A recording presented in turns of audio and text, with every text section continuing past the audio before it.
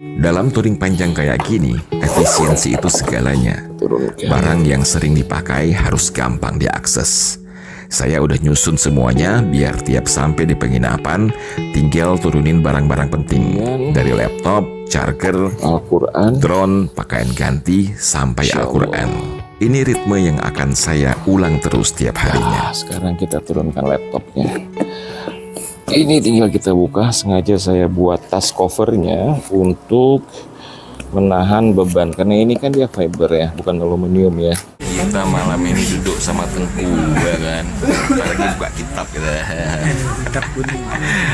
Tengku Harun. Touring itu capek, Wak. Dan pijat dadakan dari tukang pijit keliling kayak gini bisa jadi penyelamat. Touring kayak gini menegaskan satu hal. Bukan seberapa jauh kita melaju, tapi seberapa dalam kita bisa menikmati setiap momennya.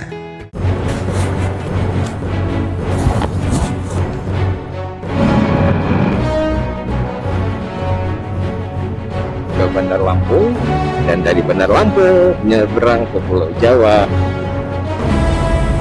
Halo, selamat pagi semua. Keren banget ya.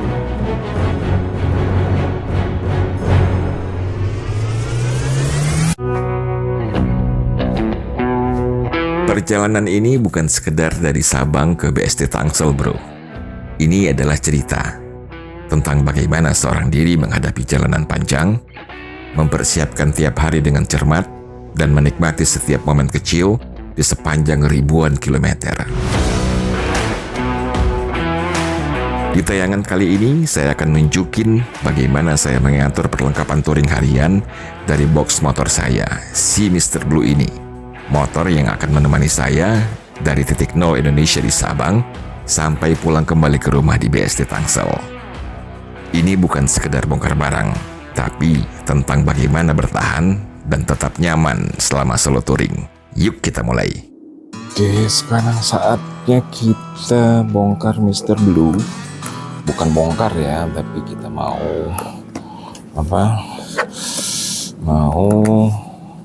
turunin barang. Jadi saya mau lihat sistem manajemen barang saya kayak gimana ya, efektif nggak. Let's see.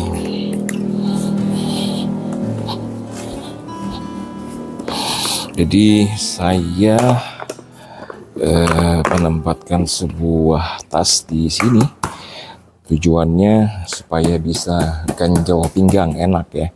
Nggak ganjel sih sebenarnya nggak apa-apa juga ya. Alhamdulillah, insya Allah nggak pegal. Tapi semakin ada ini semakin enak. Nah, jadi ini kita buka ya.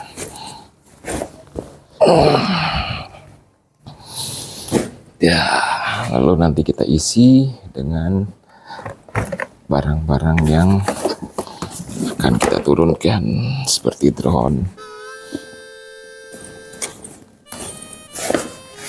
Ya, terus juga tas ini.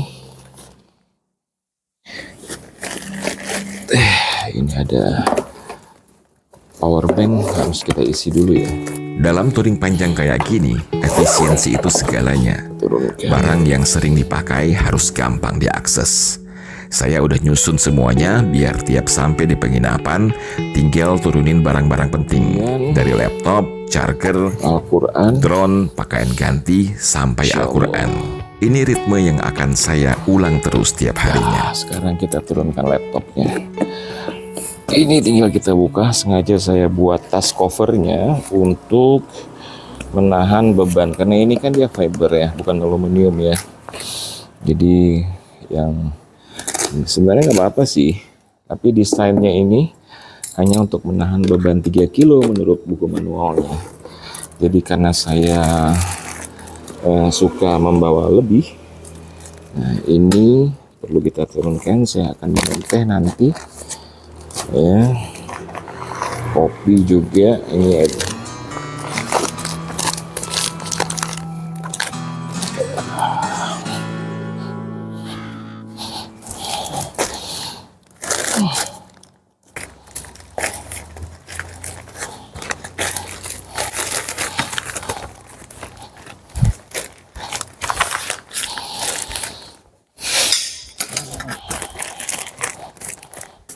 Oke, laptop kita perlu menurunkannya juga. Ya, laptop, karena kita akan mentransfer segala macam file yang dibutuhkan. Dan ini juga. Oke, kita kunci lagi. Yang di sini tidak ada yang perlu kita keluarkan. Oke.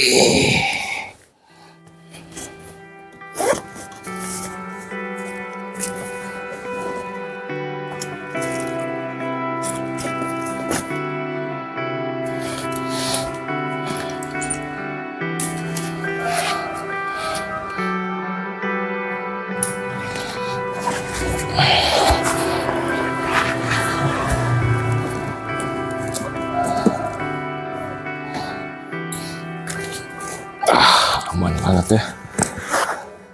Oke. Helm nggak apa-apa di situ. Sekarang kita masuk. Penginapan pertama saya sederhana, tapi katanya bersih dan juga nyaman. Dan yang terpenting, cukup tenang buat isi ulang tenaga dan fokus untuk etapa besok. Reviewnya ada di video sebelumnya.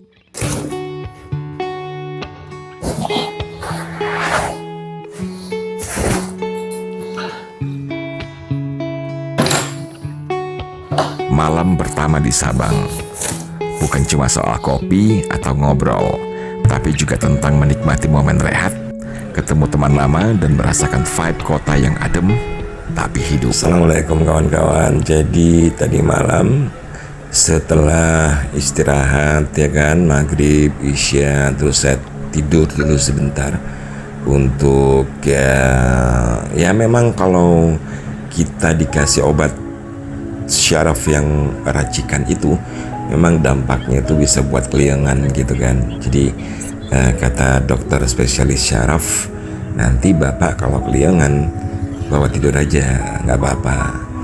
Nah, saya tidur selesai maghrib ya sampai ke isya,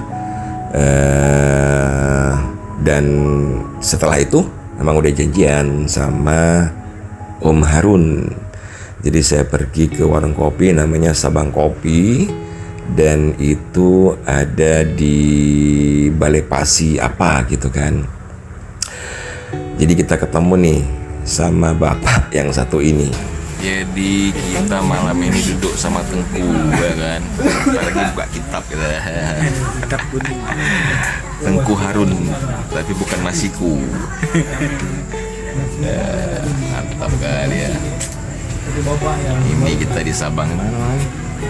Sabang Kopi. Hah? Sabang Kopi. Sabang Kopi apa? Balai Pasi. Balai Pasi. Balai Pasi. Mantap kali ya. Di malam yang mau jigging di pagi. Yoi coy. Jadi tempatnya ini enak banget ya ternyata. Saya nggak tahu karena datang kemari kan malam. Ternyata di belakang warung kopi ini itu adalah tempat nelayan nambatin boatnya, termasuk Harun juga nambatin boatnya di situ ya. Waktu saya lihat di peta, cakep banget memang, betah banget saya di sini gitu kan. Terpikir nanti kalau ada uang, mau ngambil deh satu rumah di Sabang gitu kan. Gaya. Touring itu capek, Wak. Dan pijat dadakan dari tukang pijit keliling kayak gini bisa jadi penyelamat. Sambil ngobrol, badan kembali segar, siap buat lanjut jalan lagi besok. Hari pertama selesai. Semua dimulai dari Sabang. Dari jalur-jalur yang tenang, tawa di warung kopi, sampai pijat malam yang tidak terencana sama sekali. Touring kayak gini menegaskan satu hal.